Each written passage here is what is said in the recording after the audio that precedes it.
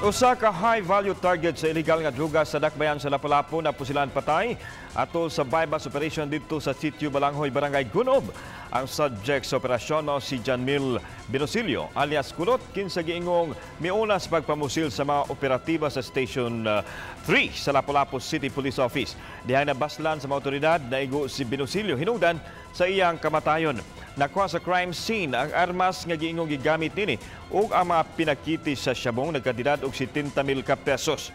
Giulagway sa mga otoridad si Binosilio nga nalambigit sa pagpanulis ug pagpangarnap. Siya usab ang inanay ng milipang sa pagpamaligya sa illegal nga drugas.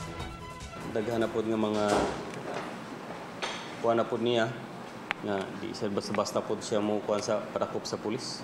So kulgi ko na armadong to sir. In fact doon na to yung mga cases of robbery.